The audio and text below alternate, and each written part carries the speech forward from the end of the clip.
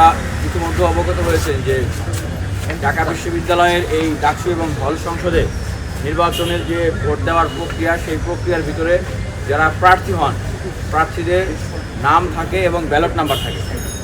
যেহেতু প্রায় 40,000-এর মতো ভোটার এবং যারা এবার প্রার্থী হচ্ছেন সেই প্রার্থীর একটা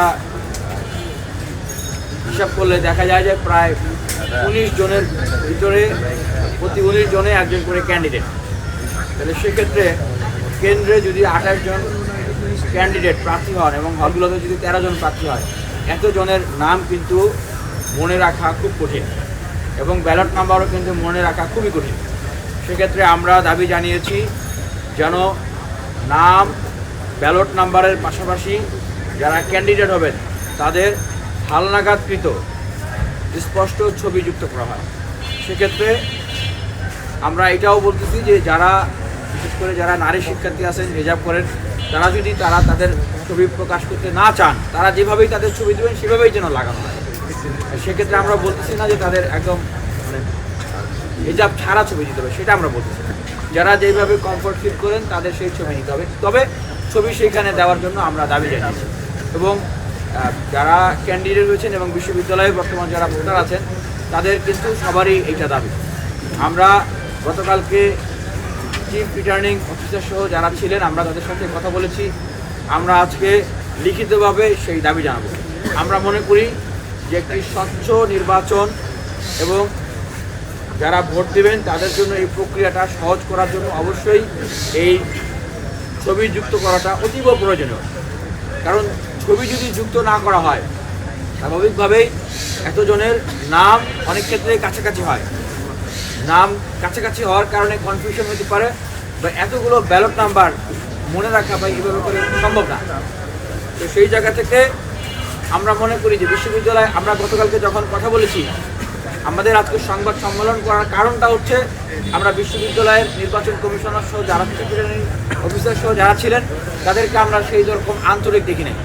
আমাদের কাছে কেন যেন মনে হচ্ছে যে ওনারা এইরকম সমস্যা যেগুলো খুব সহজেই সমাধান করা যায় এগুলোকে জিয়ে রেখে এক ধরনের আসলে ক্যাচাল আসলে ওনারা জিয়ে রাখতেছেন।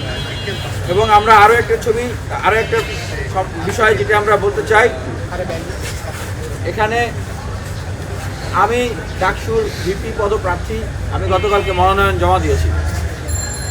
আমি দীর্ঘ 7-8 বছর থেকে আমি স্টুডেন্ট অ্যাক্টিভিজম করি। সে 18 সালের পুনঃসংস্কার আন্দোলন থেকে শুরু করে এই বিশ্ববিদ্যালয়ে কাজ করে আসছি। সেক্ষেত্রে এখানেও অনেক সাংবাদিক ভাইরা আছেন যারা আমার পরিচিত, আমি যাদেরকে দেখে এসেছি যে এই দীর্ঘ লড়াই সংগ্রামে, এই শিক্ষার্থীদের অধিকার আদায়ের আন্দোলনে এবং ফ্যাসিবাদ বিরোধী লড়াইয়ে তারা আমাদেরকে কাভারেজ দিয়েছেন। আমি তাদেরকে ধন্যবাদ জানাই, কৃতজ্ঞতা জানাই, সালাম জানাই। তবে আমি গতকালকে খুবই আশাহত হয়েছি এবং একরকম আতঙ্কিত হয়েছি যখন দেখেছি যে মূলধারার অনেক মিডিয়াতেও আমার নামটাকে ভুলভাবে প্রচার করা হয়েছে। এবং যখন দেখছি যে ধারাবাহিকভাবে ভুলভাবে প্রচার করা হয়েছে, তখন আমার কাছে মনে হয়েছে যে না, এইটা কোনো মিস্টেক না, এইটা একটা সংঘবদ্ধ চক্রান্ত।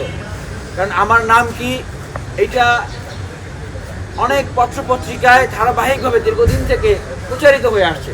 তারপরে গতকালকে হঠাৎ করে সেই পত্রিকায় আমার নামটা ভুল হয়ে গেল, এটা কীভাবে সম্ভব?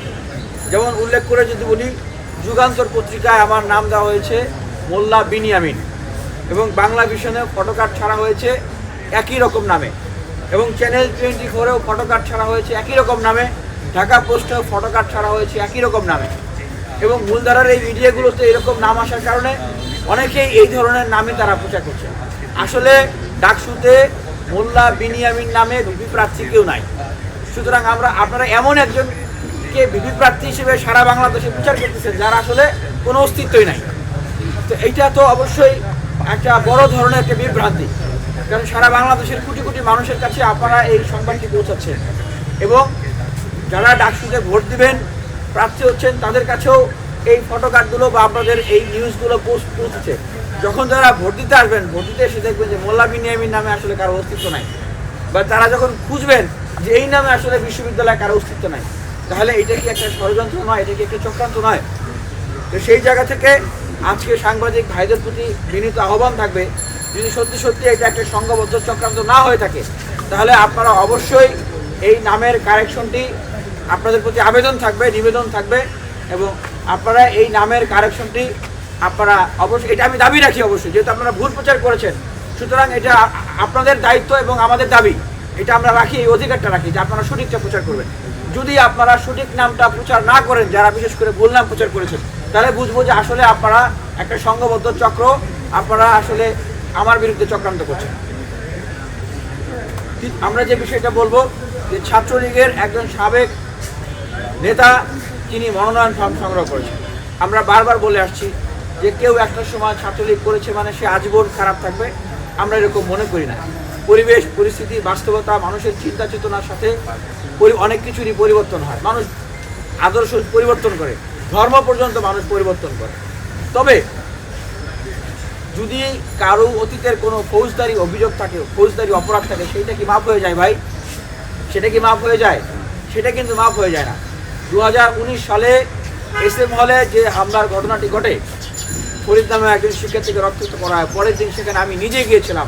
আমি নিজে সাক্ষী দিচ্ছি আজকে ঢাকা বিশ্ববিদ্যালয় প্রশাসনের উদ্দেশ্যে, ঢাকা বিশ্ববিদ্যালয় শিক্ষার্থীদের উদ্দেশ্যে, সমগ্র বাংলাদেশের মানুষের উদ্দেশ্যে আমি নিজে একজন ভিকটিম হয়ে সাক্ষী দিচ্ছি এবং চ্যালেঞ্জ করছি যে সেদিন ডাকসুর তৎকালীন VP নুরুল হক নূর এবং সমাজসেবা সম্পাদক আক্তার হোসেন সহ আমরা গিয়েছিলাম।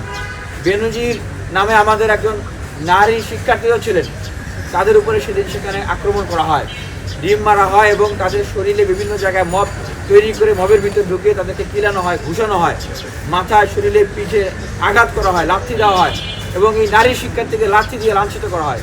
যেই ডকুমেন্টগুলো অন দ্য রেকর্ড এখনও আপনারা গুগলে সার্চ করলে বিভিন্ন পত্রপত্রিকা এবং নিউজে পাবেন। তাহলে এখন যদি নির্বাচন কমিশন বলে যে সেই ব্যক্তির নামে কোনো ধরনের অভিযোগ তারা পান নাই, এই কারণে উনি প্রার্থী হতে পারবেন, ওনার নামে কোনো বিচার হবে না, বিচার করার কোনো এভিডেন্স, উইটনেস, সাক্ষী তারা পান নাই, এইটা কি কোনো সত্য কথা?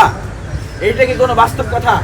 তাহলেও আমরা তো দেখতেছি যে ঠিক আওয়ামী লীগের সময়ে আমাদেরকে ভারত বিশ্ববিদ্যালয় পিটাইতো ছাত্রলীগ, প্রক্টরের কাছে গেলে প্রক্টর বলতো যে এরকম কোনো কিছু তো শুনি নাই, এরকম কোনো কিছু তো জানি না, এরকম বলতো। তাহলে এখন ওনারা কি একই রকমের ভূমিকা অবতীর্ণ হতে চায়? সেই জায়গা থেকে স্পষ্টভাবে বলতে চাই যে এই ডাকসু নির্বাচনের এই প্রক্রিয়াটাকে এই ইচ্ছা করে যেই সমস্যাটা একদিন, 2 দিন, 3 দিনে সমাধান করা যায়, সেই সমস্যাগুলোকে ওনারা জিইয়ে রেখে ডাকসু বানচালের জন্য একটা চক্রান্ত করছে। আবারও বলতেছি যে এই যে সমস্যা, এই সমস্যাগুলোকে ইচ্ছা করে সমাধান করা যায়। দেখেন, একদিন বাড়ানো হয়েছে, মনোনয়ন জমা দেওয়ার বাড়ানো হয়েছে না? কেন বাড়ানো হয়েছে? আমরা বলেছি একদিন বাড়িয়ে দেন, আমরা বলেছি। কারা বলেছে একদিন বাড়িয়ে দেন? কাদের জন্য বাড়ানো হয়েছে এটা এখন স্পষ্ট। যাদের প্যানেল ঠিক করতে তাদের রাজনৈতিক দলের ভারপ্রাপ্ত চেয়ারম্যানের মতামতের দরকার হয়েছে, লন্ডন থেকে যাদের প্যানেল নির্দিষ্ট হয়ে এসেছে তাদের জন্যই একদিন বৃদ্ধি করা হয়েছে, কারণ তারা প্যানেল ঠিক করতে পারতেছিলেন না।